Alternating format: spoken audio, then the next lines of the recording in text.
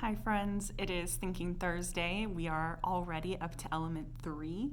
So just a quick recap. Element 1 is your purpose, right? Your why. So hopefully everybody has their why. If you haven't sent it to me yet, please send it to me. I might be reaching out to ask you for that. And then element 2, last week we talked about kind of knowing what we want to accomplish. So like thinking more long term, right? Like that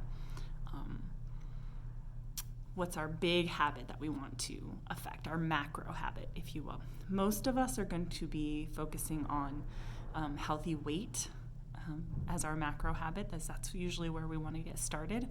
Right now, for me, I'm moving into another macro habit, which is eating healthy and healthy hydration. You might have seen that I was in the ER yesterday because I didn't transition when I should have. I need to be eating some more calories for the exercise that I'm doing, and so I'm still learning that myself. So today, element 3. Element 3 is how do you create what you want, right? So we start with our why. Why are we doing this at all? Element 2 is, what do you want to create? And what macro habit are you going to focus on to start working on that? And then how are we going to do that?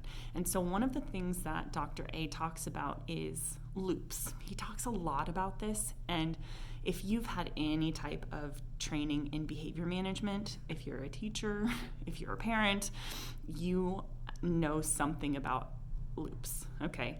So one of them is behind me. It's like the first one that we're going to talk about. But before we do that, I want to talk about the fact that we are working now on making your new story, your vision, your element 2, into a reality. And in order to do that, we need some structural tension to kind of move us, right? If there's no tension, like think of a rubber band. All I have here with me is my mask. So it's got elastic, so I can kind of show you, right? Like if there's no tension, it's going to sit here, right? It has the potential for movement, but it's just going to sit here. It needs some tension, and if I pull it back, then I can fling it, right? It's got some tension, it can move. Picture a rubber band, it's probably a little better, but that's what I've got. So that tension is what we're going to use.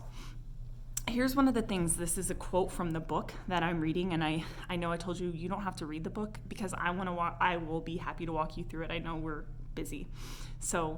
But it does have a lot of good information. So if you have your life book, the page that I'm on is page 77. Okay. So he says, it is essential to remember that the most important element in creating the sustainable transformation of your weight and your health is the development of your own ability to take ownership of your choices. And this is a tough one. We have to take ownership of our choices. When we choose to go off plan, it's not a cheat. It's not a failure. It's a choice. And every choice has consequences, right? So I really think it's important, if you've had a cheat, if you've had an off plan, if you got off track for a minute, that you're not beating yourself up and that you're not sucking yourself down into that, I failed, I might as well not worry about it until tomorrow, right? Everything that you put in your body is a choice. So these are just ownership of your choices. We're just taking ownership. I chose to do that. I know why. I'm going to think about the cue next time, choose a different routine, right? So that I get a different reward. Okay, but we'll get there. So here's what it is. The capability of mastering this ability is all about creating these small, sustainable changes that you can do every day. Okay, so here's what he says. A series of small, sustainable changes in your daily choices that over time create that long-term big change, that element 2 change, that macro change. Okay, so that's what we're going to talk about today, is the micro habits that are going to change us, challenge us. Okay, so here's our first loop. This is a habit loop, and I'm sorry the light is crazy, but this is our habit loop, okay? So this is kind of boring, I know, but here's what happens. You get a cue. For example, for me, for my healthy eating, this is what I should have been doing, and I recognize now. I was hungry. I was more hungry than I had been the whole time I've been on plan. The last 2 weeks, I've been starving.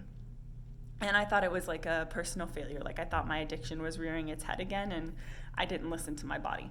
I should have. So my cue was I was more hungry than normal. My new routine should have been to switch to the transition plan, which hopefully all of you will eventually get to, which is 4 fuelings a day and 2 lean and greens. So you just up your calories by about 250, 300 calories a day, and you add a little more protein, a little more iron, things like that. Okay, so that would be my new routine, to add a lean and green and drop a fueling. Then my reward would be I have good blood pressure and a good heart rate. My body is able to do the exercise that I'm asking it to do because it has the fuel. Okay, so this is your cue, your routine, your reward. If you need to set an alarm to eat, do that. If you need to work on listening to your body, do that.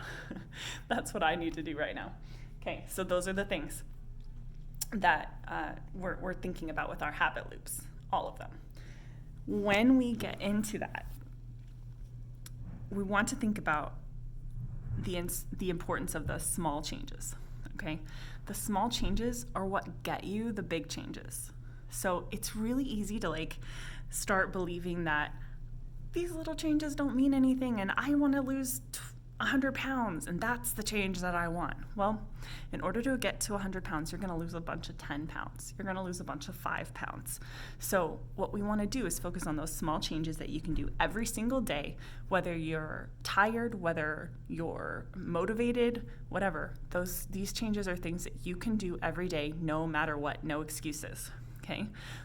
For example, eating 6 meals a day. You guys can do that, even if you're tired, even if you're bored. Even if you think you don't want to, you can do it. So that's where we get this little picture here, right? This is our little micro habit of health. Whatever it is. So like I said, most of us, our macro habit, the big one that we're working on, is healthy weight. So a micro habit might be 6 meals a day, right? Micro habit of health, 6 meals a day. No matter what, you are going to have enough time for 6 meals a day. No matter what, you're going to have enough energy to eat 6 meals a day, okay? The plus is where you start thinking about what could you do a little extra, right? Not only am I going to eat that, I'm going to add 8 ounces of water every time I eat. Okay, that's your plus, that's your bonus. Sweet. Not only am I eating what I need, I'm adding some water because I've got the brain power for that right now. Okay? No matter what, we're going to do this micro habit.